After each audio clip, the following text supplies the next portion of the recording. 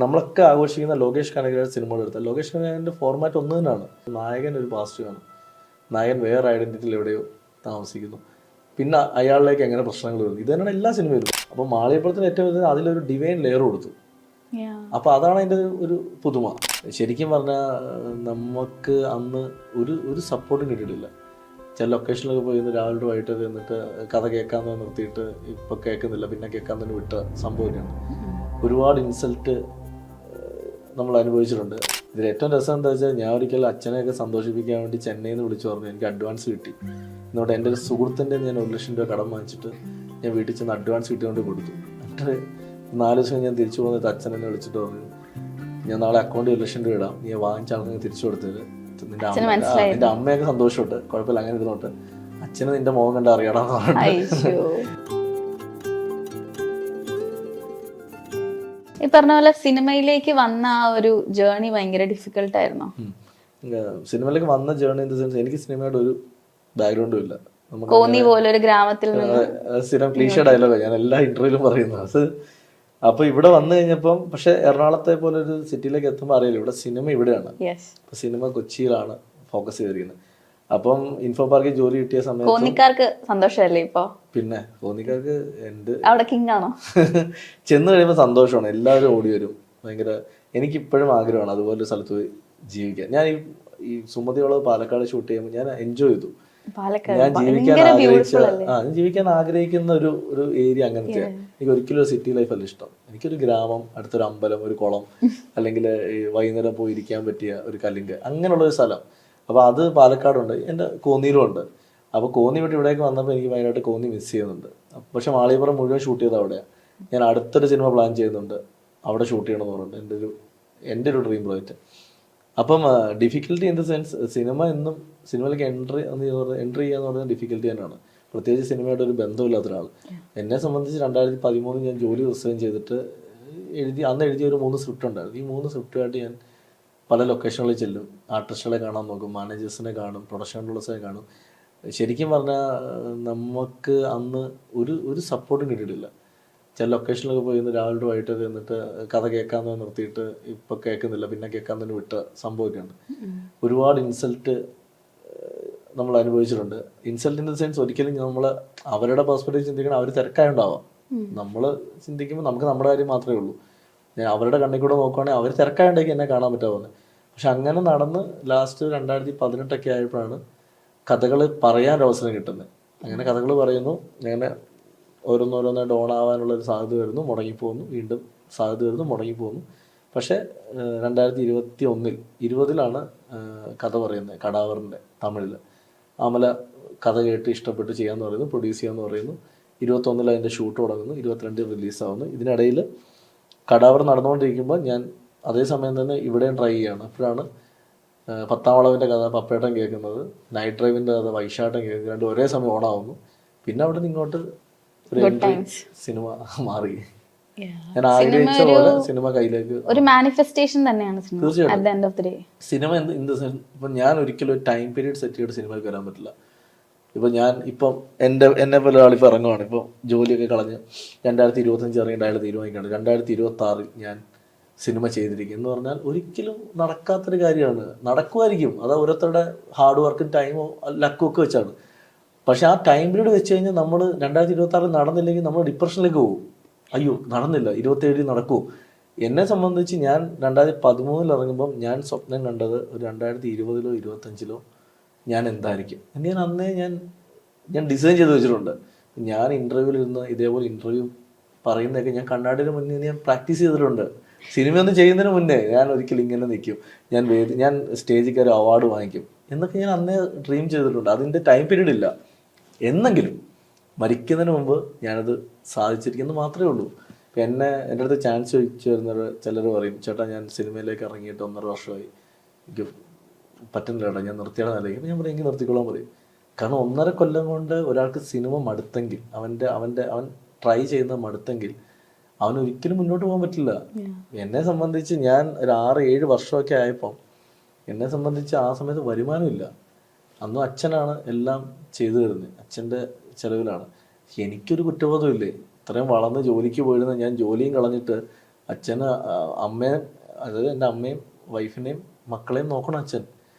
ആ മനുഷ്യനുള്ളതുകൊണ്ടാണ് എനിക്ക് ഇതിങ്ങനെ പോകാൻ പറ്റുന്നത്. പക്ഷെ എനിക്കൊരു കുറ്റബോധം ഇല്ല ആ സമയത്ത്. അയ്യോ അച്ഛൻ ജോലിക്ക് വന്നു. അന്ന് ഞാൻ ചെറിയ ആഡ്സ് ഒക്കെ ചെയ്യും, ചെറിയ വരുമാനം, അത് വെച്ചായിരിക്കും നമ്മൾ ഈ ട്രാവലും കാര്യങ്ങളൊക്കെ, ഈ കഥ പറയാൻ പോകുന്നതൊക്കെ. എനിക്ക് അച്ഛൻ്റെ നിന്ന് പൈസ വാങ്ങിക്കാൻ മടിയായിരുന്നു. പക്ഷേ എങ്കിലും അച്ഛൻ ഞാൻ അറിയാതെ അമ്മ ഏൽപ്പിച്ചിട്ട് എൻ്റെ പേഴ്സിൽ കൊണ്ട് വെച്ചിട്ട് പോകും. ഞാൻ ചെയ്യാൻ എൻ്റെ ഉണ്ടായിരുന്നില്ല, അല്ലാതെ കുഴപ്പമില്ല, ഇരുന്നോട്ടെന്ന് പറയും. അപ്പോൾ അങ്ങനെ ഒരുപാട് നമ്മുടെ എന്താ പറയുക, എന്തെങ്കിലും ഒരു ദിവസം രാവിലെ നമുക്കൊരു കോള് വരും, ഉല്ലാഷ് നമ്മൾ ഈ സിനിമ ചെയ്യുന്നു എന്ന് പറഞ്ഞ് കോള് വരുന്ന പ്രതീക്ഷയാണ് എന്നും എഴുന്നേക്കുന്നത്. ഇതിൽ ഏറ്റവും രസം എന്താ വെച്ചാൽ, ഞാൻ ഒരിക്കലും അച്ഛനെയൊക്കെ സന്തോഷിപ്പിക്കാൻ വേണ്ടി ചെന്നൈയിൽ നിന്ന് വിളിച്ചു പറഞ്ഞു എനിക്ക് അഡ്വാൻസ് കിട്ടി. എന്നിട്ട് എൻ്റെ ഒരു സുഹൃത്തിൻ്റെ ഞാൻ 1 ലക്ഷം രൂപ കടം വാങ്ങിച്ചിട്ട് ഞാൻ വീട്ടിൽ ചെന്ന് അഡ്വാൻസ് കിട്ടിക്കൊണ്ട് കൊടുത്തു. എന്നിട്ട് 4 ദിവസം ഞാൻ തിരിച്ചു പോകുന്നിട്ട് അച്ഛൻ എന്നെ വിളിച്ചിട്ട് പറഞ്ഞു, ഞാൻ നാളെ അക്കൗണ്ടിൽ 1 ലക്ഷം രൂപ ഇടാം, നീ വാങ്ങിച്ച ആൾക്കാർ തിരിച്ചു കൊടുത്തത്. നിന്റെ അമ്മയൊക്കെ സന്തോഷമുണ്ട്, കുഴപ്പമില്ല, അങ്ങനെ ഇരുന്നോട്ട്, അച്ഛന് നിന്റെ മുഖം കണ്ട് അറിയണമെന്ന് പറഞ്ഞു. അപ്പൊ ഞാൻ തിരിച്ച് പിറ്റേ ദിവസം അച്ഛൻ്റെ അക്കൗണ്ടിൽ കാശിട്ട് വന്നു കൊടുക്കേണ്ടി വന്നു. അതുപോലെ ഞാൻ വേറൊരു ഇന്റർവ്യൂ പറഞ്ഞിട്ടുള്ള കാര്യമാണ്, എൻ്റെ 2ാമത്തെ മോളുടെ ഡെലിവറി സമയത്താണ്. അപ്പം അച്ഛൻ്റെ നിന്ന് വാങ്ങിക്കാൻ മടിയായിട്ട് ഞാൻ എൻ്റെ സുഹൃത്തുക്കളെ വിളിക്കുക. അപ്പോൾ അന്ന് ഹോസ്പിറ്റലിൽ അഡ്മിറ്റ് ആയപ്പം കോംപ്ലിക്കേഷനാണ്, സർജറി വേണം, 1 ലക്ഷം രൂപ പെട്ടെന്ന് അടയ്ക്കണം എന്ന് പറഞ്ഞു. അപ്പം ഞാൻ എൻ്റെ ഫ്രണ്ട്സിനെ വിളിച്ചിട്ട്, ഒരാളെന്ന് ചോദിച്ചാൽ കിട്ടത്തില്ലാത്തതുകൊണ്ട് ഞാൻ പലരെ വിളിച്ചിട്ട് 10ഉം 20ഉം വെച്ചിട്ടൊക്കെ ചോദിച്ച് എനിക്ക് കിട്ടി. ഞാൻ അടയ്ക്കാൻ ചെന്നപ്പോൾ അവർ എല്ലാ പൈസ അടച്ചു എന്ന് പറഞ്ഞു. അപ്പോൾ ഞാൻ അച്ഛൻ അടച്ചു എന്ന് പറഞ്ഞു. അപ്പോൾ എനിക്ക് ഞാൻ അച്ഛനെ വിളിച്ചത്, നീ എന്ത് പരിപാടി കാണിച്ചത്, ഞാൻ അടച്ചോളാം, എൻ്റെ കാശുണ്ടെന്ന് പറഞ്ഞു. അച്ഛൻ പറഞ്ഞു, അല്ല നീ ആ കടം ചോദിച്ച നിന്റെ സുഹൃത്തുക്കൾ എന്നെ വിളിച്ചിരുന്നു, അച്ഛൻ കൊടുത്ത കാശ് ഇരിക്കുന്നത്. എന്നിട്ട് അച്ഛൻ പറഞ്ഞാൽ നിന്റെ തന്നെ വെച്ചോ, നീ കൊടുക്കേണ്ട തിരിച്ച്, ആശുപത്രിയിൽ നിന്ന് ചിലവൊക്കെ ഉള്ളതല്ലേ എന്ന് പറഞ്ഞിട്ട് എന്നെ വിട്ടേക്കുന്നത്. അപ്പം ഞാൻ അങ്ങനെയൊക്കെ നമുക്ക് ചില സമയത്ത് ഭയങ്കര കുറ്റബോധം തോന്നും, ഇത്ര വർഷം വേസ്റ്റ് ചെയ്തോ. അപ്പം എവിടുന്നെങ്കിലും ഒരു മോട്ടിവേഷനായിട്ട് ആരെങ്കിലും പറയും, ഇത്ര ആയില്ലേ, ഇത് നടക്കും എന്ന് പറഞ്ഞിട്ട് മോട്ടിവേറ്റ് ചെയ്യാൻ ആരെങ്കിലും ഒരാൾ കാണും. അങ്ങനെ മുന്നോട്ട് വന്നു. ഇനി ഉണ്ണി മുകുന്ദനെ വെച്ച് പുതിയൊരു സബ്ജക്ട് ഉണ്ടാവും. ഉണ്ണിയെ വെച്ചിട്ട് ഞങ്ങൾ മാളിപ്പുറം കഴിഞ്ഞപ്പോൾ തന്നെ ഒരു സബ്ജക്റ്റ് ആലോചിച്ചിരുന്നതാണ്. അപ്പോൾ ഉണ്ണിയും തിരക്കിലായി, ഞാനും തിരക്കിലായി. ഉണ്ണി അതിന് മാർക്കോടെ തിരക്കിലായിരുന്നു. ഇപ്പം ഇരുന്ന് ജോഷി സാറിൻ്റെ പടം ചെയ്യാൻ പോകും. എന്നിട്ട് ഞാൻ ഇതുണ്ട്, പിന്നെ തമിഴിൽ പടം ചെയ്യുന്നുണ്ട്, പിന്നെ AI ബേസ് ചെയ്തിട്ടൊരു പരിപാടി പ്ലാൻ ചെയ്യുന്നുണ്ട്, ഒരു ഹിന്ദി പരിപാടി. അപ്പം അങ്ങനെ തിരക്കായണ്ട, എല്ലാം ഒത്തു വന്നാൽ സംഭവിക്കും. അപ്പം ലൈഫിലേക്ക് ഇപ്പം കല്യാണം കഴിച്ചിട്ടുണ്ട്, കുഞ്ഞുങ്ങളുണ്ട്. അപ്പം ആസ് എ ഫാദർ നാളെ അവര് സിനിമയിലേക്ക് വരണം എന്ന് പറയുമ്പോൾ എന്തായിരിക്കും സാറിന്റെ ഒരു അഡ്വൈസ്? എൻ്റെ മൂത്ത മോളാണ് മാളികപ്പുറത്തിന്റെ ടൈറ്റിൽ സോങ് പാടിയിരിക്കുന്നത്. അവള് പാട്ട് പഠിക്കുന്നുണ്ട്, അവള് പാടുന്നുണ്ട്, നന്നായി പാടുന്നുണ്ട്. കടാവറിലവൾ അഭിനയിച്ചിട്ടുണ്ട്, അമലാപ്പുള്ള മകളായിട്ട് അവൾ അഭിനയിച്ചിരിക്കുന്നത്. ഈ നാളെ അവർ വലുതാകുമ്പം അവർക്ക് സിനിമയിൽ പോകാനുള്ള ഒരു ഓപ്പർച്യൂണിറ്റി വന്നാൽ ആസ് എ ഫാദർ ഞാൻ ഉറപ്പായിട്ട് ഞാൻ സപ്പോർട്ട് ചെയ്യത്തുള്ളൂ. കാരണം വെച്ചാൽ ഞാൻ എൻ്റെ ഫീൽഡിലേക്ക് ഒരാൾ വരുമ്പോൾ അത് സപ്പോർട്ട് ചെയ്യാതെ ഞാൻ വരാൻ പാടില്ല എന്ന് പറഞ്ഞാൽ പിന്നെ ഞാൻ ഈ ഫീൽഡിൽ നിൽക്കുന്നത്. ആസ് എ ഫാദർ അവർക്കറിയാം ഇൻഡസ്ട്രി എന്താണെന്നും എൻ്റെ ഒപ്പം എൻ്റെ ലൈഫ് അവർ കാണുന്നതാണല്ലോ. അപ്പം അതവർ ഓക്കെ ആണെങ്കിൽ അവർ വരും. പിന്നെ മൂത്തോളം എഴുതുന്നുണ്ട്, അവള് ചെറിയ ഷോർട്ട് സ്റ്റോറി എഴുതി എൻ്റെ കൂടെ തരും. ഞാൻ പറയും കൊള്ളാം, നാളെ സമയത്ത് എനിക്കൊരാളായി എഴുതി തരാൻ. പക്ഷെ രസമുണ്ട്. ഞാൻ ഈ ഇടയ്ക്ക് വായിച്ചു, രസമുണ്ടായിരുന്നു.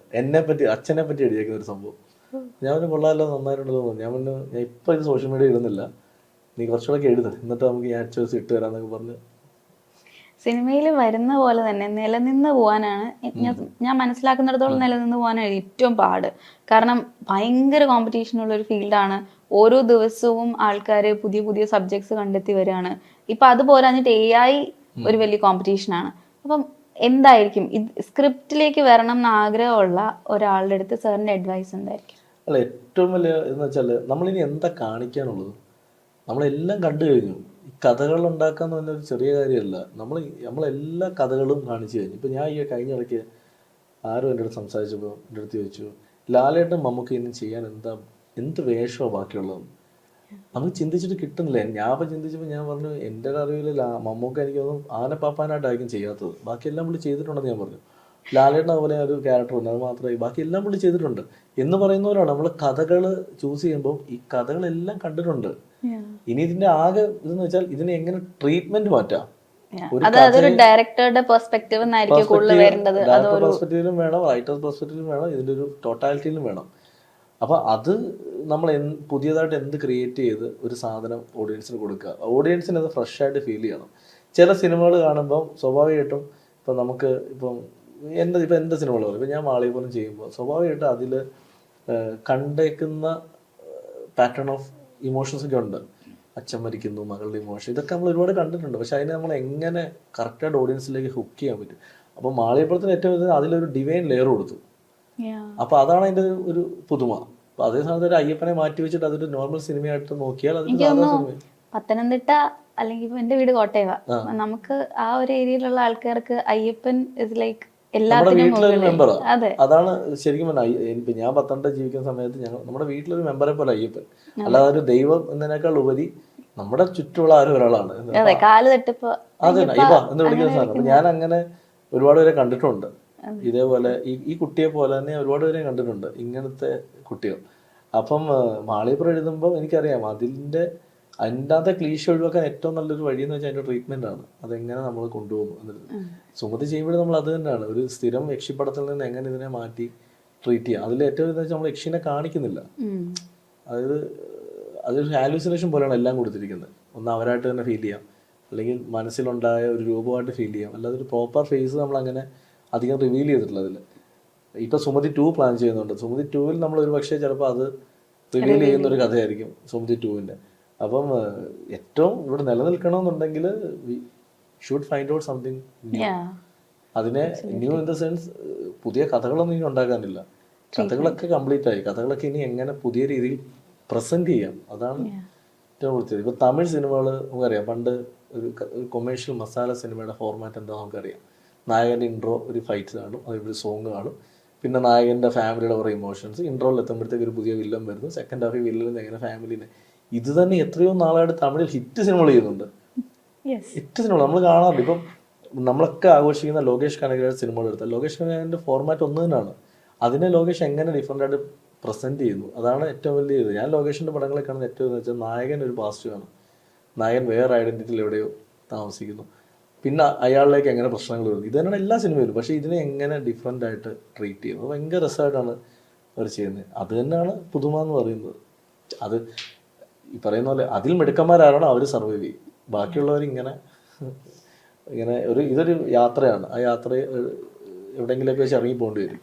ഈ സബ്ജക്റ്റ് ചൂസ് ചെയ്യുമ്പോൾ അതിൽ സാർ എന്തെങ്കിലും പാരാമീറ്റേഴ്സ് കീപ്പ് ചെയ്യാറുണ്ട്? അതായത് എന്റെ ഒരു ടേസ്റ്റിന് വരുന്ന സബ്ജക്റ്റ് ആയിരിക്കണം, എന്നാലേ എനിക്കത് വർക്ക്ഔട്ട് ചെയ്യാൻ പറ്റുള്ളൂ. എപ്പോഴും ഞാൻ എടുക്കുന്ന കഥകളിൽ ഞാൻ പറഞ്ഞില്ല, എനിക്ക് ഫാമിലി ഓഡിയൻസിനെ എങ്ങനെ അത് ഇഷ്ടപ്പെടും എന്ന രീതിയിലുള്ള സാധനം. ഞാൻ ഒരിക്കലും ഒരു ആനന്ദ് ശ്രീബാല കുറച്ചൊരു ത്രില്ലറാണ്.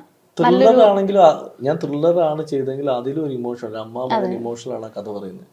അതിനെ ഒരു പ്രോപ്പർ ത്രില്ലറായിട്ടല്ല ട്രീറ്റ് ചെയ്തിരിക്കുന്നത്. ഇൻവെസ്റ്റിഗേഷൻ ത്രില്ലർ ആണെങ്കിൽ പോലും അതിലൊരു അമ്മ ഇമോഷൻ ഉണ്ട്. അങ്ങനെയാണ് അത് പോയിരിക്കുന്നത്. കുറേ ആളുകൾക്ക് അത് വർക്കായിട്ടുണ്ട്, കുറേ ആൾക്ക് അത് വർക്കായിട്ടില്ല. കുറേ ആൾ എൻ്റെ അടുത്ത് പറഞ്ഞു അത് അമ്മ ഇമോഷൻ ഇത്തിരി കൂടിപ്പോയി, അത് വേണ്ടായിരുന്നു എന്ന് പറഞ്ഞു. അപ്പോൾ ഞാൻ സത്യം പറഞ്ഞാൽ ആനന്ദ് ശ്രീബാല തമിഴ് ചെയ്യാവുന്ന പടമാണ്. എനിക്ക് 100% ഉറപ്പാണ് അത് തമിഴിലായിരുന്നെങ്കിൽ ഈ അമ്മ ഇമോഷൻ കുറച്ചും കൂടെ തമിഴിലാണ് വർക്കാവുന്നത്. അപ്പോൾ അത് തമിഴിലാണെങ്കിൽ അത് വേറൊരു രീതിയിലുള്ള സിനിമയായി മാറി. അത് മലയാളം ചെയ്തപ്പോൾ എനിക്ക് പേഴ്സണലി എനിക്ക് ഭയങ്കര ഫേവറേറ്റ് പടം. പോസ്റ്റ് കോവിഡ് പക്ഷേ സിനിമ കുറെ കൂടെ മാറി, ഒരുപാട് മാറിയിട്ടുണ്ട്. കാരണം ഈ കോവിഡ് സമയത്താണ് എല്ലാവരും സിനിമകൾ ഒരുപാട് കണ്ടു തുടങ്ങിയത്. ഇന്ത്യൻ സിനിമ മാത്രമല്ല, ഫോറിൻ സിനിമകളും കൊറിയൻ സിനിമകളും എല്ലാം കണ്ട് ഇനി ഒന്നും ബാക്കിയില്ല, എല്ലാം കണ്ടിട്ടുണ്ട്. അതുകൊണ്ട് തന്നെ നമുക്ക് ഇവരെ പറ്റിക്കാൻ പറ്റില്ല. ഈ സിനിമ എപ്പോഴും ഒരു കൺകെട്ടാണ്. ഇത് ഇനി ഇവരെ പറ്റിക്കാൻ പറ്റില്ല, ഇവർക്ക് ഇത് കൃത്യമായിട്ട് പിടിക്കാൻ അറിയാം. കൊറിയൻ എസ്പെഷ്യലി കൊറിയൻ ഭയങ്കര ഇൻഫ്ലുവൻസ് ആണ് ആൾക്കാരിൽ. ഈവൻ ഞാൻ പോലും ഞാൻ ആ സമയം കോളേജിൽ പഠിക്കുന്ന സമയമാണ്. അപ്പൊ ആ സമയം എല്ലാം തീർന്നു എന്ന് കരുതിയിരുന്ന സമയത്താണ് കോവിഡ് വരുന്നത്. അപ്പൊ വെളുപ്പിന് 4 മണി വരെയൊക്കെ ഇരുന്ന് ഞാൻ സിനിമ കാണുക, ഒന്നെങ്കിൽ OTT അല്ലെങ്കിൽ ടിവിയിലൊക്കെ ഇരുന്ന് സിനിമ കാണും. ഞാൻ ഈ കൊറിയൻ പടങ്ങൾ കാണാം. അതുപോലെ എനിക്ക് ഒരു യൂട്യൂബ് ചാനലാണ്, ഈ അവരെ ഭയങ്കര ഇഷ്ടമാണ്. ഒരു കഥ സൊല്ലട്ടുക എന്ന് പറഞ്ഞിട്ട് യൂട്യൂബ് ചാനലുണ്ട്. അവർ ഈ കൊറിയൻ സിനിമകൾ എടുത്തിട്ട് അവര് അതിന് എന്താ പറയുക ഡീറ്റെയിലിംഗ് ആയിട്ട് പറയും, കഥ പോലെ പറയും. അപ്പം ഞാൻ ഈ ഡ്രൈവൊക്കെ ചെയ്ത് പോകുന്ന സമയത്ത് ഇത് ഓണാക്കി ഇട്ടിട്ട് ഞാൻ കേട്ടോണ്ടിരിക്കും. ഭയങ്കര രസമാണ്. എല്ലാ കൊറിയൻ സിനിമകളെ പറ്റി ഒരു ഡീറ്റെയിൽ ആയിട്ട് ഒരു നറേഷനാണ്. ഒരു 30 മിനിറ്റ്സ് 40 മിനിറ്റ്സിൻ്റെ ഒരു സിനിമയെ നറേറ്റ് ചെയ്യും. അത് എനിക്കത് കണക്ട് ചെയ്യാൻ എന്താ വെച്ചാൽ, പണ്ട് ഞാൻ ഈ ശബ്ദരേഖ ഒരുപാട് കേൾക്കുന്ന ആളായിരുന്നു. പണ്ട് ആകാശവാണിയിൽ ഞായറാഴ്ച വൈകുന്നേരം ശബ്ദരേഖ കാണും. അപ്പോൾ അത് കാസറ്റ് റെക്കോർഡ് ചെയ്തിട്ട് ഞാൻ വീണ്ടും ഇരുന്ന് കേൾക്കുമായിരുന്നു. സിനിമ അങ്ങനെ തന്നെ അവർ ഒരു 2.5 മണിക്കൂർ സിനിമേനെ ചിലപ്പോൾ 1 മണിക്കൂറോ 45 മിനിറ്റ് ആക്കിയിട്ട് ശബ്ദരേഖ അതുപോലെ എനിക്ക് ഫീൽ ചെയ്യുന്നതാണ് ഈ ഒരു കഥ സൊല്ലട്ടോ എന്നുള്ള യൂട്യൂബ് ചാനൽ. അപ്പോൾ ഞാൻ അതിങ്ങനെ കേട്ടുകൊണ്ടിരിക്കും. അപ്പോൾ അതിൻ്റെ പ്രസൻറ്റേഷൻ ഭയങ്കര രസമാണ്. അപ്പോൾ അതിലൊക്കെ ചില സാധനങ്ങളൊക്കെ കേൾക്കുമ്പോഴത്തേക്കും ഇങ്ങനെയൊക്കെ സാധനങ്ങളുണ്ടോ, കൊള്ളാലോ. അപ്പോൾ കൊറിയൻ അവർ ഭയങ്കര പരീക്ഷണത്തിലാണല്ലോ. അപ്പം നമ്മളതൊക്കെ തുടങ്ങിയിട്ടുണ്ട്. നമ്മളിവിടെ അപ്പുറത്തെ പരീക്ഷണങ്ങൾ തുടങ്ങി. ഇപ്പം ലോക അതിൻ്റെ ഒരു വലിയൊരു എക്സാമ്പിളാണ്. ലോക റിലീസ് വരുന്ന ആർക്കും ഒരു എന്താണ് ഈ സിനിമയിൽ നിന്നൊരു പക്ഷെ മാർവൽ, ഇപ്പം ഞാൻ മാർവൽ ഫാനാണ്, ഭയങ്കര മാർവൽ ഫാനാണ്. അപ്പം എനിക്ക് ഫസ്റ്റ് ഡേ ലോക കാണണം, കണ്ടില്ലെങ്കിൽ എന്തോ ഒരു ശ്വാസം മുട്ടൽ പോലെയായിരുന്നു എനിക്ക്. അത് ലോക ട്രെയിലർ വന്ന ദിവസം മുതൽ ഞാൻ എക്സൈറ്റഡ് ആണ്. കാരണം മാർവൽ പോലും ഇപ്പൊ സ്ട്രഗിൾ ചെയ്യുക. മാർവലിന്റെ അടുത്തിറങ്ങിയ നമ്മൾ സിനിമകളൊക്കെ കണ്ടപ്പോൾ പോലും I was not satisfied. Maybe ആ പഴയ ഒരു എസെൻസ് ഇല്ലല്ലോ മാർവലിന്റെ. പഴയ അയൺമാനും ക്യാപ്റ്റൻ അമേരിക്കയും ഒക്കെ നമ്മൾ കണ്ട് നമ്മൾ അവരെ നമ്മുടെ ലൈഫിൽ ഒരു പാർട്ടാക്കി വെച്ചിരിക്കുക. അവിടുന്ന് ലോക വന്ന് ഞാൻ തിയേറ്ററിൽ കണ്ടപ്പോൾ I felt like I watch it once more. ഒന്നുകൂടെ കാണണം, എന്താണെന്ന് അറിയണം. അതെ അതെ, ഞാൻ ഇന്നും നോക്കി, ഇന്നും പോയി കാണാൻ കരുതിയിട്ട് ഇന്നും കിട്ടുന്നില്ല. കല്യാണി പ്രിയദർശൻ എന്ന് പറയുന്ന ഒരു ആർട്ടിസ്റ്റിനെ ഇത്രയും വലിയൊരു ഹൈപ്പിലേക്ക് എത്തിച്ചു. ഭയങ്കര വലിയ കാര്യമാണ്. അതെ, ഉറപ്പായിട്ടും. Wonderful job. അരുൺ ഡൊമിനിക്, അതൊരു തരംഗം കഴിഞ്ഞിട്ട് അരുൺ ചെയ്യുന്ന സിനിമയാണ് ഇത്രയും വർഷത്തെ ഒരു ഗ്യാപ്പിന് ശേഷം. അപ്പൊ അത്രയും റിസർച്ച് ചെയ്ത് ഇതിനുവേണ്ടി പ്രിപ്പയർ ചെയ്ത്, പിന്നെ ദുൽഖർ സൽമാൻ എന്ന് പറയുന്ന ഇത്രയും വലിയൊരാളുടെ പ്രൊഡക്ഷൻ കമ്പനി, സിനിമാറ്റോഗ്രാഫി നിമിഷ് നന്നായിട്ട് ചെയ്തിട്ടുണ്ട്. മ്യൂസിക് ജെയ്ക് ചേട്ടൻ ഭയങ്കര രസമായിട്ട് എല്ലാം കൊണ്ടും ടോട്ടാലിറ്റിയിൽ അതൊരു ഒരു ഞാൻ പറഞ്ഞില്ല, നമ്മൾ ചില സിനിമകൾ അടയാളപ്പെടുത്തി വെക്കും, ഇൻഡസ്ട്രിയുടെ ഒരു അടയാളപ്പെടുത്തലാക്കി എന്ന് പറയുന്ന പോലെയാണ് ലോകയിന് ഒരു മലയാള ഇൻഡസ്ട്രിയുടെ ഒരു അടയാളപ്പെടുത്തലാണ് ലോകം. അതായത് നമ്മള് കൽക്കി കണ്ട് കൈയടിച്ചവരാണ് തെലുങ്കില്. അതുപോലെ തന്നെ നമ്മള് യൂണിവേഴ്സ് കാണുമ്പോൾ നമ്മൾ പലയിടത്തും കൈയടിക്കും. നമുക്കൊരു യൂണിവേഴ്സ് കാണും. എനിക്ക് ഇപ്പോൾ ഒബ്വിയസ്ലി ടോവി മിന്നൽ മുരളി ചെയ്തപ്പോഴും നമുക്ക് ഒരു കിക്ക് കിട്ടിയായിരുന്നു. കാരണം വെച്ചാൽ നമുക്കൊരു സൂപ്പർ ഹീറോ ഉണ്ട് എന്നൊരു സംഭവം. അപ്പം ഇടയ്ക്ക് ഉണ്ണി പറയും ഇതുപോലെ, ഉണ്ണിക്ക് സൂപ്പർ ഹീറോ സിനിമകൾ ചെയ്യാൻ എന്തായാലും ഉണ്ണി എന്തൊക്കെയാ ഒരു പ്ലാനിങ് ഉണ്ടെന്ന് തോന്നുന്നു. അപ്പം സൂപ്പർ ഹീറോസ് നമ്മുടെ ഒന്നും ഉണ്ടാവട്ടെ, മലയാളത്തിൽ നിന്ന് ഒരുപാട് സൂപ്പർ ഹീറോസ്. ഞാൻ ഇതിന്റെ സെക്കൻഡ് പാർട്ടിന് എന്നാണ് വരുന്നതെന്നാണ് ആന്റിസിപ്പേറ്റ് ചെയ്യുന്നത്. കാരണം വേറൊന്നുമല്ല, ഇതിലൊരു എസെൻസ് ഉണ്ട്, ഇതിലൊരു കുറേ പറയാതെ വിട്ട കാര്യങ്ങളുണ്ട്. അപ്പൊ ഒബ്വിയസ്ലി ഇത് എന്താ നടക്കാൻ പോകുന്നതെന്ന് അറിയാനായിട്ട് ആസ് എൻ ഓഡിയൻ ഞാൻ ഭയങ്കര ക്യൂരിയസ് ആണ്. അത് ഇപ്പൊ ഞാൻ സുമതി വളവ് കണ്ടു നിർത്തിയപ്പോഴും എനിക്ക് അങ്ങനെ ഒരു ക്വസ്റ്റ്യൻ ഉണ്ടായിരുന്നു. ഇപ്പൊ സുമതി വളവ് സെക്കൻഡ് പാർട്ടിലേക്ക് വരുമ്പോ എന്തായിരിക്കാം നമ്മൾ പ്രതീക്ഷിക്കേണ്ടത്? തീർച്ചയായിട്ടും സുമതിയുടെ കഥ തന്നെ ആയിരിക്കും. അതായത് നമ്മുടെ പഴയ കാലഘട്ടമായിരിക്കും സുമതി 2. അത് കാരണം നമ്മൾ സുമതി വളവില് ശരിക്കും സുമതിയുടെ ഫ്ലാഷ് ബാക്ക് അങ്ങനെ ഡീറ്റെയിൽ ആയിട്ട് ഒരു നറേഷൻ പോലെ പറഞ്ഞു പോയതല്ലാതെ എക്സാക്ട്ലി എന്താണ് എന്നുള്ളത് പറയുന്നില്ല. അത് എന്തിനെ ബേസ് ചെയ്തിട്ടാണ് നമുക്ക്. അപ്പോൾ അത് സുമതി വളവ് 2-ൽ തീർച്ചയായിട്ടും അതൊരു സീരിയസ് ആയിട്ട് തന്നെ നമ്മൾ ആ വിഷയത്തെ കൈകാര്യം ചെയ്ത സിനിമയായിരിക്കും. കുറച്ചും കൂടി ഹൊററിന് പ്രാധാന്യം കൊടുക്കുന്ന, ഇതുപോലെ ഇത്രയും ഹ്യൂമർ പടമായിരിക്കില്ല അത്. അത് കുറച്ചും കൂടെ സീരിയസ് ആയിട്ട് കുറച്ച് ഹ്യൂമർ ആവാം. അല്ല, ഞാനതാ പറഞ്ഞത്, നമ്മൾ കാലഘട്ടം പറയുമ്പോൾ പ്രശ്നം അത് പഴയ പക്ഷെ ഭയങ്കര ഫ്രഷ്നെസ് നമുക്ക് തോന്നും. അല്ല തീർച്ചയായിട്ടും ഭയങ്കര ഫ്രഷ് ആയിരുന്നു. കൊറേ നാള് കൂടിയിട്ട് ഒരു പഴയ ഒരു സിനിമ കണ്ട ഒരു ഞങ്ങൾ അത് തന്നെ ഉദ്ദേശിച്ചത്. ഒരു 90s ഇപ്പൊ ആരൊക്കെയോ പറയുന്നത് കേട്ടു 90-ഉള്ള സിനിമ പോലിരിക്കുന്നത്. 90-ഉള്ള സിനിമയാണത്. 90s കാലഘട്ടത്തിൽ പറഞ്ഞൊരു, അല്ലെങ്കിൽ ആ കാലഘട്ടത്തിൽ ഇറങ്ങിയ ഒരു സിനിമയെ വീണ്ടും നമുക്ക് ഒരു നൊസ്റ്റാൾജിയ പോലെ തിയേറ്ററിൽ പ്രസന്റ് ചെയ്യണമെന്ന് കരുതിയാണ്. അല്ലെങ്കിൽ അതൊന്ന് പ്രസന്റ് ചെയ്താൽ പോരെ, 2025 നടക്കുന്ന ഒരു കഥയായിട്ട് ചെയ്താൽ പോരെ. അതിനു വേണ്ടിയല്ല ചെയ്തത്. അപ്പോൾ അത് 90s കിഡ്സിനൊക്കെ ഭയങ്കരമായിട്ട് വർക്കായി. കാരണം വെച്ചാൽ അവർക്കൊക്കെ മിസ് ചെയ്ത ഒരു കാലം. ഇപ്പം ഞാൻ 90s കിഡാണ്, ഞാൻ 80s ലാസ്റ്റാണ്. അപ്പോൾ എന്നെ സംബന്ധിച്ച് എനിക്ക് നഷ്ടപ്പെട്ടു പോയ ഒരു ബാല്യം ഞാൻ ആ സിനിമയിൽ കണ്ടു. എൻ്റെ ചെറുപ്പത്തിൽ ഞാൻ കണ്ട കുറേ കാഴ്ചകൾ, കാര്യങ്ങൾ. അപ്പോൾ സ്ക്രിപ്റ്റ് എഴുതുമ്പോൾ തന്നെ ഇതൊക്കെ നോട്ട് ചെയ്ത് പോകുന്നു. അപ്പോൾ സുമതി 2 കുറച്ചും കൂടെ ഫീലുള്ള ഒരു ഹൊറപ്പടമായിരിക്കും, കുറച്ചും കൂടെ ഹോണ്ടിങ് ആയിരിക്കും. ഓക്കെ. അതുപോലെ തന്നെ ഇപ്പൊ പുതിയൊരു വേഷം ഇട്ടിട്ടുണ്ട് പാബ്ലോ പാട്ടി ആസ് എ പ്രൊഡ്യൂസർ. എന്താണ് വേഷമാണ് ഇത്രയും നാളും ആ ടെൻഷനുള്ളത്. പാബ്ലോ പാട്ടി ആക്ച്വലി എനിക്ക് കുറെ മുന്നേ മനസ്സിൽ തോന്നുന്ന ഒരു ഐഡിയ ആയിരുന്നു. അതൊരിക്കലും എൻ്റെ ടേസ്റ്റിൽ ഞാൻ എഴുതേണ്ട ഒരു സിനിമയാണെന്ന് എനിക്ക് തോന്നിയിട്ടില്ല. പക്ഷെ ഒരു കോമഡി പടമാണ്. പക്ഷെ എനിക്ക് ആ എലമെന്റ് ഇഷ്ടമായപ്പോഴാണ് എൻ്റെ കൂടെ എല്ലാ പടവും വർക്ക് ചെയ്തതാണ് വിപിൻ, എൻ്റെ അസോസിയേറ്റ്. അപ്പോൾ അവനോട് ഞാൻ ഈ ഐഡിയ പറഞ്ഞു. അപ്പോൾ അവൻ പറഞ്ഞു, അപ്പോൾ അവൻ ഇൻഡിപെൻഡൻ്റ് ആവാൻ വേണ്ടി നിൽക്കുകയാണ്. ഞാൻ പറഞ്ഞു നിനക്ക് ഇഷ്ടമാണ്, നീ എഴുതണം, നമുക്ക് നോക്കാമെന്ന് പറഞ്ഞു. അങ്ങനെ അവൻ അതൊരു ഡീറ്റെയിൽ സംഭവമാക്കിയപ്പോൾ അത് വർക്ക് എനിക്ക് ഇഷ്ടമായി. ഞാൻ പറഞ്ഞത് ഒരു കാര്യം ചെയ്യും, ഇത് ഞാൻ പ്രൊഡ്യൂസ് ചെയ്യാം. അത് ഞങ്ങളുടെ തന്നെ സുമതിയിൽ വർക്ക് ചെയ്തത് ആരതി എന്ന് പറഞ്ഞ പെൺകുട്ടിയാണ് ഡയറക്റ്റ് ചെയ്യുന്നത്. അപ്പോൾ ആരതി ഇതിന് മുന്നേ ഒരു പടം ചെയ്തിട്ടുണ്ട്, അതിൻ്റെ പോസ്റ്റ് പ്രൊഡക്ഷൻ നടക്കുകയാണ്. അപ്പോൾ ഞാൻ പറഞ്ഞു അത് നീ ആരതിയോട് സംസാരിക്കും, ഓക്കെയാണ്. ഇവർ തമ്മിൽ അത് പ്ലാൻ ചെയ്ത് ഇവരെല്ലാവരും കൂടെ സ്ക്രിപ്റ്റിൽ ഇരുന്നിട്ട് അതൊരു ഫൈനൽ വെർഷനായിട്ട് വായിച്ചപ്പോൾ എനിക്ക് ഭയങ്കര രസമായപ്പോൾ ഞാൻ ഒരു കാര്യം ചെയ്യും, നമുക്കിത് പ്രൊഡ്യൂസ് ചെയ്യാം, ഇതാരോടും പൈസയും ചോദിക്കേണ്ടെന്ന് പറഞ്ഞിട്ട് ഞങ്ങൾ ആ സമയത്ത് ഞങ്ങൾക്ക് ഞങ്ങളുടെ ഒരു സുഹൃത്തുണ്ട് അംജിത്ത് എന്ന് പറഞ്ഞിട്ട്, പുള്ളിയോട് പറഞ്ഞപ്പോൾ പുള്ളിയും കൂടെ പാർട്ട്ണർ ആവുന്നത്.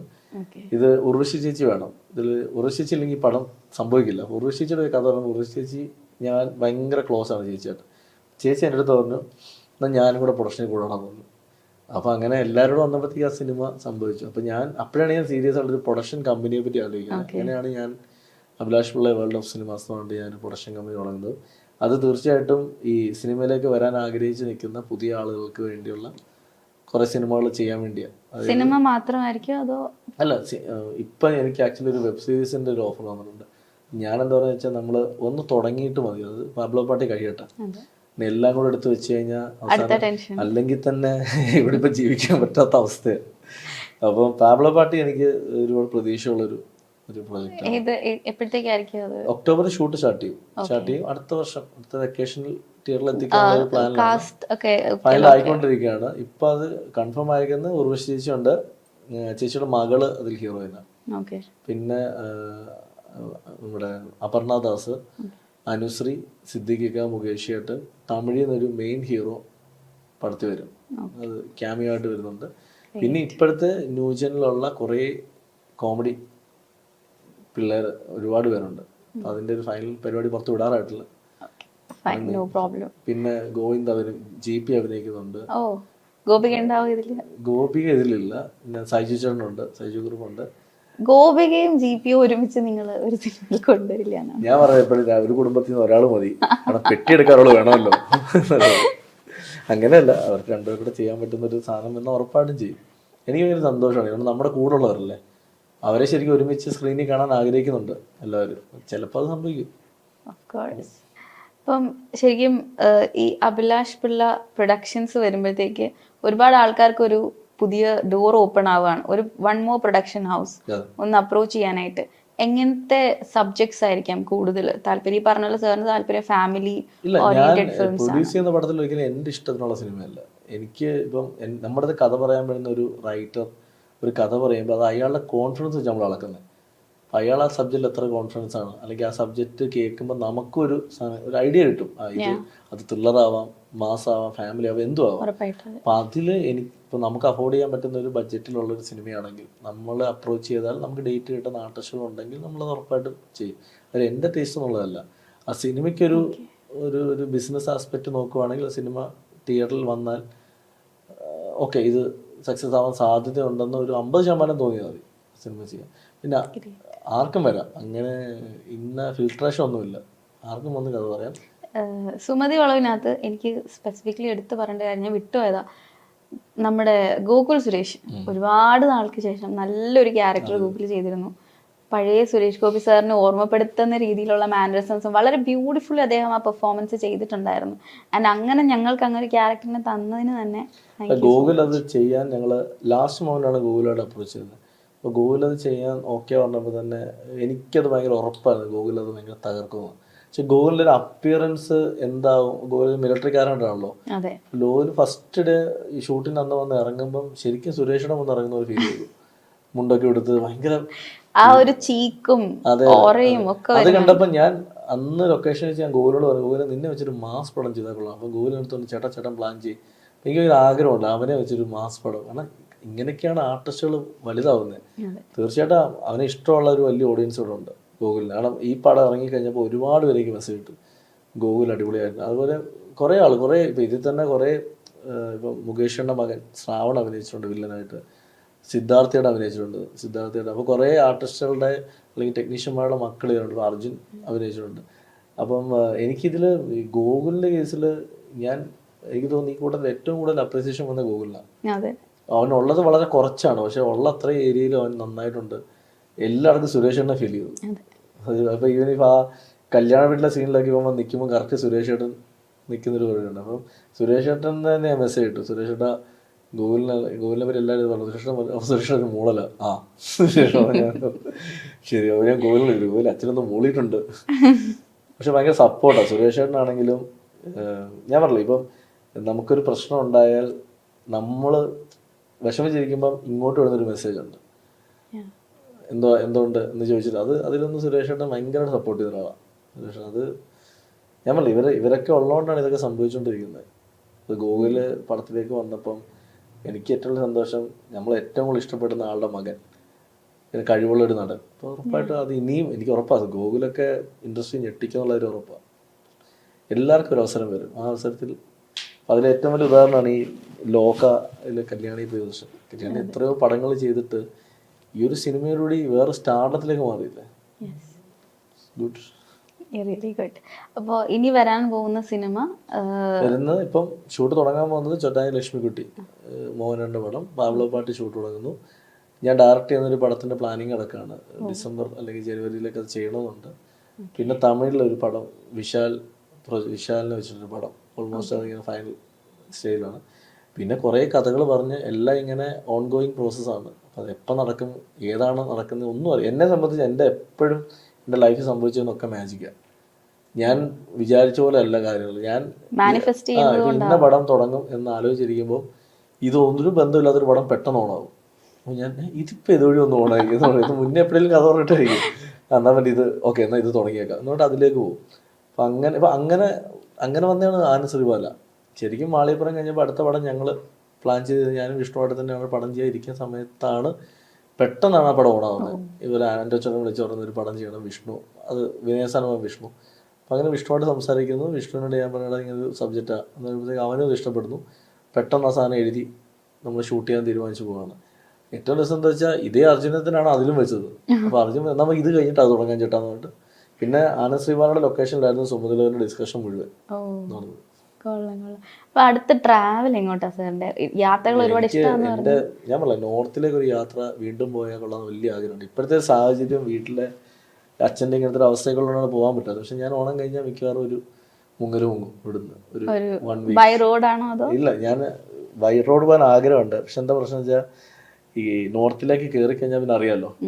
അപ്പൊ അത് ഈ ട്രാവൽ വ്ളോഗ്സ് ഒക്കെ കാണാൻ ഭയങ്കര ആവേശം തോന്നും പോകണമെന്ന്. പക്ഷെ പോയി കഴിഞ്ഞാൽ പ്രോപ്പർ പ്ലാനിങ് എന്താ വെച്ചാൽ എപ്പോഴും ചെയ്യുന്നത് ഡൽഹി ചെന്നിട്ട് ബൈ റോഡ്, ഡൽഹിയിൽ നിന്ന് ബൈ റോഡ് പോകും. ഇത്തവണ അതാണ് ഇപ്പൊ ഇങ്ങനെ ആലോചിച്ചോണ്ടിരിക്കുന്നത്, അങ്ങനെ വിട്ടാലോ. ഓക്കെ, അപ്പോ വി റിയലി ഹാപ്പി. ഇന്ന് നല്ലൊരു ദിവസമായിക്കൊണ്ട് സാറിനെ നമുക്ക് കിട്ടി, ഒരുപാട് സംസാരിക്കാൻ പറ്റി. ആക്ച്വലി നമ്മൾ പ്രിപ്പയർ ചെയ്തതൊന്നുമല്ല, അങ്ങനെ കോൺസ്റ്റന്റ്ലി നമ്മുടെ മനസ്സിൽ ആ ഒരു ഇൻറ്റ്യൂഷനിൽ വന്ന ചോദ്യങ്ങളായിരുന്നു മോസ്റ്റ്ലി എല്ലാം ഞാൻ ചോദിച്ചത്. സന്തോഷമുണ്ട്. ഞാൻ കുറെ നാളിന് ശേഷം ഇങ്ങനെ ഇത്രയും മനസ്സോർന്ന് സംസാരിക്കുന്നത്. സാധാരണ നമ്മളൊരു ഇന്റർവ്യൂ നിന്ന കുറച്ച് ഓക്കെ അത് സിനിമയുടെ പ്രൊമോഷന്റെ ഭാഗമായിട്ട് സംസാരിച്ചങ്ങ് വിടും. എനിക്കൊന്ന് ഇന്ന് ഞാൻ സിനിമയുടെ പ്രൊമോഷൻ ബേസ്ഡ് അല്ലല്ലോ, പേഴ്സണൽ ടോക്ക് ആയതുകൊണ്ട് ഇങ്ങനെ പോയി. നല്ലതൊക്കെ ഇടും, ബാക്കിയൊക്കെ കട്ടി. എന്തായാലും ഇപ്പൊ ഞാൻ ഇതൊക്കെ പറഞ്ഞാലും ഇതിന്റെയും താഴെ വന്ന് കുറെ പേര് കമന്റ് ഇടും. അപ്പൊ ഞാൻ മറ്റേ സംഭവമാണ്, ഇനി ഇതൊക്കെ പറഞ്ഞ് കേട്ടിട്ട് കമന്റ് ഇട്ടു. ഞാൻ ഈ ഇടയ്ക്ക് എൻ്റെ മകളും ഞാനൊരു ഫോട്ടോ ഇട്ടപ്പം ഭയങ്കര രസമാണ്. മോളും ഞാനുള്ള ഫോട്ടോ, അതിൻ്റെ താഴെ വന്നിട്ട് എൻ്റെ പൊളിറ്റിക്സ് പറഞ്ഞ കമൻ്റ് ഉണ്ട്. ഞാൻ ഞെട്ടിപ്പോയി. ഞാൻ ഒരു മകളുടെ കൂടെ ഫോട്ടോ എടുപ്പോൾ അവിടെ എന്ത് പൊളിറ്റിക്സാണ്. അപ്പം അതിൻ്റെ താഴെ വന്നിട്ട് ആരോകൾ ഇട്ടേക്കാണ് ഒരു പ്രത്യേക സംഘടനയുടെ പേര് പറഞ്ഞിട്ട് ഈ സംഘടനയിൽപ്പെട്ട നീയൊന്നും ഒരിക്കലും കലാകാരന്മാരാവില്ല എന്ന് പറഞ്ഞിട്ടിരിക്കുകയാണ്. അപ്പം ഞാൻ ഞെട്ടിപ്പോവാണ്. ഞാൻ സിനിമയുടെ പോസ്റ്ററല്ല ഒന്നുമല്ല, എൻ്റെ മകളുടെ പോലെ ഒരു ഫോട്ടോ. ഞാൻ അത് ഡിലീറ്റ് ചെയ്യാനും പോലും അവിടെ കിടന്നോട്ടെന്ന് വെച്ചു. അതിപ്പോൾ എൻ്റെ അഡ്മിൻ വിളിച്ചിട്ട് പറഞ്ഞു, ചേട്ടാ എന്തിനാ? ഞാൻ പറഞ്ഞു എന്തിനാണ് കിടക്കട്ടെ അവിടെ, കാണുന്നവർക്ക് മനസ്സിലായിക്കോളൂ, അങ്ങനെയുള്ളവരിവിടെ ഉണ്ടെന്ന് അറിയട്ടെ എന്ന് പറയും. സൈബർ ബുള്ളിങ് ഒരു ലെവലിലും കൂടുന്നുണ്ട്. സൈബർ ബുള്ളിങ് എല്ലാവരും ഫേസ് ചെയ്യുന്ന ഒരു പ്രശ്നമാണ്. അതായത് എക്സ്പോസ്ഡ് ആയിട്ട് നിൽക്കുന്ന എല്ലാവരും. ഇതിനൊരു ലൈസൻസ് ഒന്നും ഇല്ലല്ലോ, ആർക്കും പറയാമല്ലോ. അതായത് ഇതിനെതിരെ കേസിന് പോയിട്ട് കാര്യമില്ല. ഇതിനെതിരെ നമ്മൾ നാളെ റിയാക്ട് ചെയ്താൽ ഇവർ വളരത്തേ ഉള്ളൂ. അപ്പോൾ കണ്ടുവിടുക, അത്രേ ഉള്ളൂ. ഞമ്മൾ മറ്റേ സംഭവം ഞാൻ എപ്പോഴും പറയും, അവരവരുടെ ജീവിതത്തിലെ ഒരു 2 മിനിറ്റ് ആയുസിൻ്റെ 2 മിനിറ്റ് നമുക്ക് തരുമല്ലേ. നമുക്കെതിരെ എഴുതിയിടാനാണെങ്കിലും അവരവരുടെ ലൈഫിലെ 2 മിനിറ്റ് നമുക്ക് തരുന്നേ. അപ്പം അതിന് വാല്യൂ കൊടുക്കാം, അത്രേ ഉള്ളൂ. ഞാനിപ്പോൾ അങ്ങനെ ചിന്തിക്കുന്നു, വളരെ പോസിറ്റീവായിട്ട് ഇടൂ. കാരണം അവരവരുടെ ജീവിതത്തിൽ ഉപയോഗിക്കേണ്ട സമയമാണ് നമുക്ക് വേണ്ടി തരുന്നത്. അപ്പം അത് അവർക്ക് വാല്യൂ കൊടുക്കണം. എന്നാലും നല്ല ക്രിയേറ്റീവ് ആയിട്ടുള്ള ട്രോൾസും ഉണ്ടാവാറുണ്ട്. ക്രിയേറ്റീവ് ഇഷ്ടം പോലെ കണ്ടിട്ട് ചിരിച്ചെന്ന പാസ് ചെയ്ത് കൊടുക്കുന്ന ട്രോൾസ് കഴിഞ്ഞ ഇടയ്ക്ക് കണ്ടൊരു സാധനമാണ്. അതായത് സീരിയൽ നിലവാരമുള്ള സിനിമകളാണ് മാളികപ്പുറവും സുമതിയുള്ള എന്നൊക്കെ പറഞ്ഞിടുന്നത്. അപ്പം ഞാനിത് അയച്ചു കൊടുത്തു. ഞാൻ പിന്നീട് ഏറ്റവും സന്തോഷം എന്താ വെച്ചാൽ ഇതെങ്ങാനും കയറി കൊളുത്തിയ രക്ഷപ്പെടും. എന്താ ചേട്ടാന്ന് ചോദിച്ചാൽ നമ്മൾ സിനിമയെക്കാട്ടിക്കുള്ള ഓഡിയൻസ് ഉള്ള സീരിയലിലാണ്. അപ്പോൾ സീരിയൽ ഓഡിയൻസ് നമ്മുടെ പടത്തിന് ഇറങ്ങിയാൽ പടം വലിയ ഹിറ്റാന്ന് പറഞ്ഞു. കാരണം വെച്ചാൽ ഈ എൻ്റെ ടൈപ്പ് സിനിമകൾ, അതായത് ഫാമിലി സബ്ജക്റ്റുകളിൽ നമുക്ക് എപ്പോഴും ഡ്രാമ കാണിച്ചേ പറ്റത്തുള്ളൂ. അതൊരിക്കലും ഗിമിക്സ് കാണിക്കാൻ പറ്റില്ല. ഡ്രാമ കാണിക്കണമെങ്കിൽ ആ സീക്വൻസ് അങ്ങനെ വർക്ക് ചെയ്യാൻ പറ്റും. അത് ഇന്നത്തെ ജനറേഷനിൽ ഒരു വിഭാഗം ആളുകൾക്ക് ചിലപ്പോൾ അത് വർക്ക് ആവണമെന്നില്ല. ഞാൻ അതാ പറഞ്ഞു, സിനിഫയിൽ ഓഡിയൻസിന് വർക്ക് ആവണമെന്നില്ല. ഒരു മേക്കിംഗ് മാത്രം കാണിക്കാനുള്ള ഒരു സിനിമ എഴുതിയാൽ മതി എന്നുണ്ടെങ്കിൽ അങ്ങനെ സിനിമ ചെയ്യണം. എന്നെ സംബന്ധിച്ച് ഞാൻ അങ്ങനെ സിനിമ ചെയ്യാൻ ആഗ്രഹിക്കുന്ന ആളല്ല. ഞാൻ സിനിമയിലൂടെ ഒരു കഥ സ്റ്റാർട്ടിങ് ടു എൻ്റെ കൺവെയിനായ കാരണം എന്താ വെച്ചാൽ ഞാൻ ഇഷ്ടപ്പെടുന്ന റൈറ്റേഴ്സ്, എൻ്റെ സംവിധായകരുടെ സിനിമകൾ, അങ്ങനത്തെ സിനിമകളാണ് ഞാൻ ചെയ്യാൻ ആഗ്രഹിക്കുന്നത്. ഞാൻ ഏറ്റവും കൂടുതൽ ഇഷ്ടപ്പെടുന്നതാണ് ലോഹിദാസ് സിനിമകൾ. ഞാൻ ഏറ്റവും ഇഷ്ടപ്പെടുന്നതാണ് സത്യനന്ദിക്കാട് സിനിമകൾ, സിബി മലൈസ സിനിമകൾ, ജോഷി സാർ സിനിമകൾ. ഇതൊക്കെ ഇതിൽ മാസും ഫീൽ ഗുഡും ഒക്കെ ഉണ്ട്. പക്ഷെ എങ്ങനെയാണ് അതിൽ കഥയിലൂടെയാണ് പോകുന്നത്.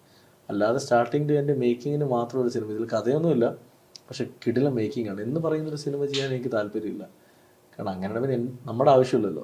5 വർഷം കഴിഞ്ഞിട്ടും തിരിച്ചു വന്ന് കാണാൻ സാധിക്കുന്നൊരു സിനിമ ഉറപ്പായിട്ടും. ഞാൻ പറഞ്ഞിട്ട് ഇപ്പോഴും ഏഷ്യാനെറ്റില് മാസത്തിലൊരു 3 തവണയോ 4 തവണയോ മാളികപ്പുറം ഇടുന്നുണ്ട്. ഇപ്പോഴും TRPയിൽ ഇപ്പോഴും ബ്രേക്ക് ചെയ്യാൻ പറ്റാത്ത റെക്കോർഡാണ് മാളികപ്പുറത്തിന്റെ. അത് ഒഫീഷ്യലി തന്നെ ഉണ്ട്.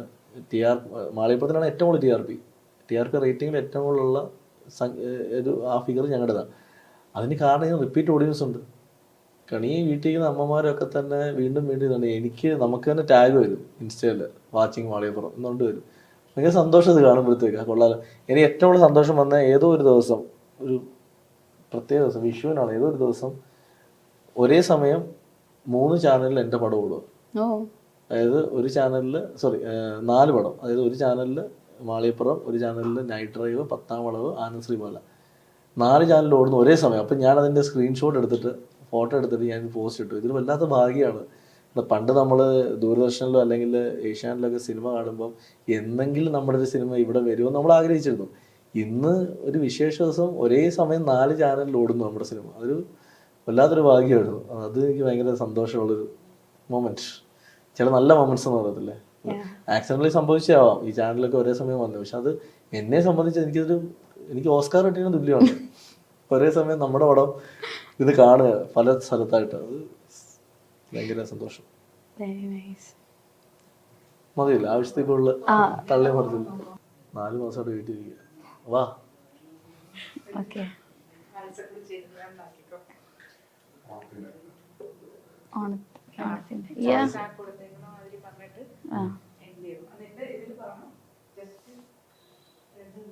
ഇത് എവിടെ നിന്നുള്ള പൈസ? അവർക്ക് വല്ല പരസ്യം ഉണ്ടോ? ഇല്ലല്ലോ. ഇത് സൊമാറ്റോ തിരുമേനീസ് എന്നുള്ള ഫ്രീ ആയിട്ട് പരസ്യം കൊടുക്കണ്ട. തുടങ്ങാം. ഓക്കെ. അപ്പൊ സാർ, ഈ ഓണമായിട്ട് നമ്മുടെ അടുത്ത് വന്നതിനും ഇത്രയും മനസ്സ് തുറന്ന് സംസാരിച്ചതിനും ഒത്തിരി നന്ദിയുണ്ട്. അപ്പം തന്നെ ഓണം ആയതുകൊണ്ട് തന്നെ മധുരം ഒരുപാട് കഴിക്കുന്നത് മോശമാണ്. എന്നാലും ഒരു ഗ്ലാസ് പായസം കുടിച്ച് നമുക്ക് ഓണത്തിന് വെൽക്കം ചെയ്യാം.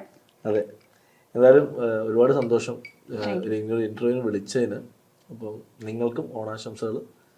അപ്പോൾ ഈ ചാനൽ കാണുന്ന എല്ലാവർക്കും happy Onam. Thank you. Thank you. ഇനി കട്ട് ചെയ്യാം, ഞാൻ പായസം കുടിച്ചോട്ടെ.